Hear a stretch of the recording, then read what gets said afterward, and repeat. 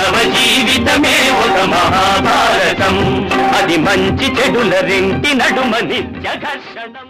కర్ణుడు ఏడుస్తూ దుర్ముఖుడు చచ్చిపోయి ఉంటే రథంలో ఆ శవం ఉన్న రథం ఎక్కేట ఏడుస్తూ. అతన్ని 14 బాణాలతో నవ్వుతూ పరిపేలో చేశాడు. మళ్ళీ జయహో కర్ణ 4వసారి పరిగెట్టాడు. మళ్ళీ 4వసారి పరిగెట్టాడు. శవం ఉన్న రథం ఎక్కేట ఏడుస్తూ, నా కోసం దుర్జయుడు చచ్చిపోయాడు, దుర్ముఖుడు చచ్చిపోయాడు, ఏమి నా బలం ఎందుకు, నేనెందుకు అని కర్ణ ఉవాచ. నా బలం ఎందుకు, నేనెందుకు, ఎవరినో సాయం అడుగుతుంటే వాళ్ళు ఎవరిని అడగద్దు, వాళ్ళ బ్రాహ్మణులు, నేనున్నాను నీకు అని చెప్పానే. నాకు సాయంగా దుర్యోధనుడు తమ్ముడు రావడం ఏంటి, ఒకటి తర్వాత ఒకడు ఇలా చచ్చిపోవడం అని ఏడుస్తూ దుర్ముఖుడు రథం ఎక్కి యుద్ధానికి సిద్ధపడుతూ ఉంటే నవ్వుతూ 14 బాణాలేసి మళ్ళీ పారిపోయేలా చేశాడు. ఇది 3వసారి విచిత్రంగా పరిగెట్టాడు. ధనుర్భంగం ఏదో 5-6 సార్లు అయింది. ఇప్పుడు చెప్పండి, ఎవడు చరిత్రలో సరైన వీరుడు, ఎవడు తిండిపోతో, ఎవడు గండిపోతో. గ్రంథాలు చదవకుండా మాట్లాడద్దు. మూల గ్రంథాలు తెలియకపోవడం వల్ల జాతి ఎంత మూర్ఖత్వంలో కూరుకుపోయిందో, గుడ్డి నమ్మకాలతోటి. ఎంతసేపు ఏదో నలుగురు కూర్చుని చెట్టు కింద మాట్లాడుకోవడం, ఇక అదే భారతం, అదే రామాయణం. ఎవరన్నా తెలిసిన వాడు వాళ్ళు కల్పించుకుంటారని వాళ్ళు కల్పించారు, వీళ్ళే కల్పించారు. వాళ్ళు గ్రంథంలో ఉన్న విషయం చెప్పారు. అంచేత ఎప్పుడూ భాష విషయంలో, సంస్కృత విషయంలో, సాహిత్యం విషయంలో పండితుల్ని ప్రమాణంగా తీసుకోవాలి, పామర జనాన్ని కాదు. నాకేం మొహమాటం లేదు చెప్పడానికి. గ్రంథాలు చదివిన వాళ్ళని, గ్రంథాలు రాసిన వాళ్ళని ప్రమాణంగా తీసుకోవాలి. అందులో ఏముందో చదివి చెప్పండి. సంస్కృతం తెలియక తెలుస్తుందిగా, పదాలకు అర్థాలు ఉన్నాయి కదా. మనం ఏంటంటే సృష్టించేది కథలు. వాడు వీరుడు, వీడు శూరుడని. ఎవడు వీరుడో తేలిపోట్ల 3 సార్లు పరిగెట్టాడా, 4 సార్లు ధనుర్భంగం అయిపోయిందా, ఒక్కసారి కూడా భీముడు ఓడిపోయిన సందర్భం లేదా ఎంతవరకు. ఈయనగారు అర్జునుడిని గెలుస్తాట, ఉట్టికెగరలేనమో స్వర్గానికి ఎగిరిందని. పంచాయతీ ఎన్నికల్లో గెలవడగిరిన, పార్లమెంట్ ఎన్నికలకు పోటీ చేశాడని. అలా ఉంది పరిస్థితి. అంచేత నవ్వుతూ 14 బాణాలతో పారిపోయేలా చేశాడు. ఇది విని ఇప్పుడు ధృతరాష్ట్రుడు అంటున్నాడు, ఇంకా ఆపై చాలే, ఈ పూటకి విశ్రాంతి, పడుకుందాం మళ్ళీ. ఇంక మరి అంతే కదా, మరి కథ మనకి ఇష్టమైన వింటే కాసేపు వినాలనిపిస్తుంది. ఇష్టమైన వస్తుంది, ఈయనకి ఇవన్నీ ఎందుకు అన్నాం. మరి అవన్నీ ఉంటాయి, భారతంలో ఉంటాయి, జీవితంలో ఉంటాయి. ఎందుకంటే అది మన మీద విమర్శ, మొహమాటం లేకుండా ఆలోచించుకుందాం. మనకే తగిలింది, మన పక్క వాళ్ళు చూస్తున్నారు, బాగుండలే, నీ గురించి చెప్పినట్టుగా ఉంది అన్నారు. అది మనకి తేల్చుకోవడం కష్టం. అప్పుడు ఇవన్నీ ఎందుకు,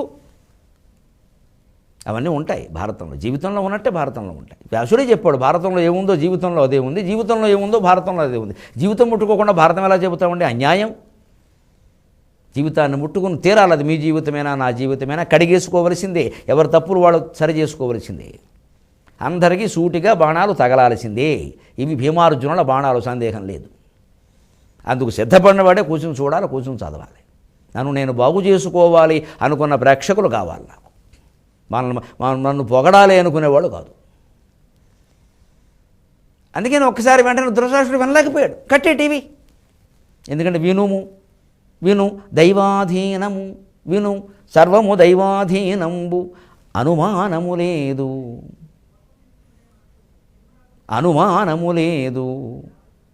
విను దైవాధీనంబు, అనుమానము లేదు, విను పౌరుషము కంటెను అనుమానము లేదు, దైవమధికంబు, విను పౌరుషంబు కంటెను అనుమానము లేదు, దైవమధికంబగు మరుత్తనయునిచే రాధాతనయుండిట్లగుట ఎవ్విధంబున దలపన్, మరుత్తనయునిచే రాధాతనయుండిట్లగుట, మరుత్తనయునిచేతన్ రాధాతనయుండిట్లగుట ఎవ్విధంబున దలపన్, విను పౌరుషము నిరర్ధకము అనుమానము లేదు, దైవమధికంబగు.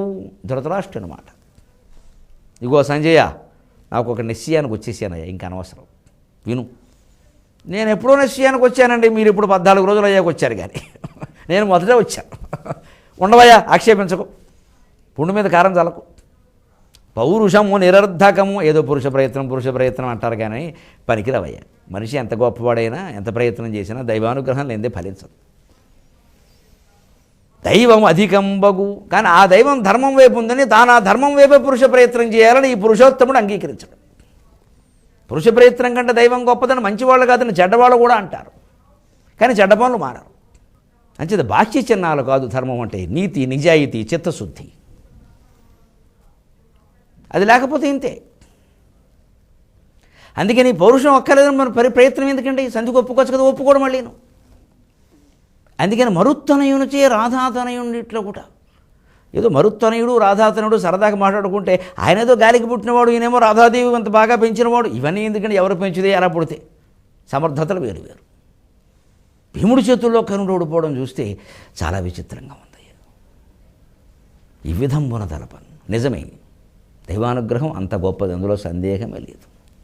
కానీ ఆ దైవానుగ్రహానికి మొత్తం అనుగ్రహము అంటే అనుసరించి గ్రహించడం. దేన్ని అనుసరించి? మనలో ఉన్న దైవశక్తిని మనం గ్రహించడం అంటే నూతులో నీళ్లు తోడుకోవడం. తోడుకోవలసింది నువ్వే, పైనుంచి కురిపించడు దేవుడు. వాన కురిసినా మన చేను సిద్ధంగా లేకపోతే కురిసిన వాన ఏమవుతుందంటే పక్కవాడికి ఉపయోగిస్తే మనకు ఉపయోగిస్తుంది. వాన కురిసినా మన దగ్గర చెరువులో బావులో నూతులో లేకపోతే కురిసిన వాన ఏమవుతుంది, రోడ్ల మీద చేరి హైదరాబాద్లో ఏమవుతుంది, ట్రాఫిక్ జామ్ అయింది. ఎంత వాన కురిస్తే ఏం ఉపయోగం? హైదరాబాద్లో అడవిని గాచిన వెన్నెల. ఎందుకని ఎక్కడా నూతులు కనపడవు, బావులు కనపడవు, చెరువులు కనపడవు, అన్నీ కమ్మేశారు, మొత్తం కళ్యాణ మండపాలు కట్టారు. అంటే దైవానుగ్రహం కురిసినా మన ప్రయత్నం ప్రకారం కాపాడుకునేందుకు ఏమీ లేకపోతే ఎలాగండి? అంటే దీంట్లో ఉండే మరొక సూక్ష్మ విషయాన్ని 23:30 గంటల్లో మనం గ్రహిద్దాం. అంతవరకు తెలుగులో మాట్లాడదాం. మీ అభిప్రాయాలను సూచనలను మాకు తెలియజేయాల్సిన చిరునామా భక్తి TV, care of Rachana television private limited, road number 92, Jubilee hills, Hyderabad 5,96,000. మా ఇమెయిల్ ఐడి bhaktihyd@gmail.com. మా వెబ్సైట్ www.bhaktitv.org. Phone number 9010222333.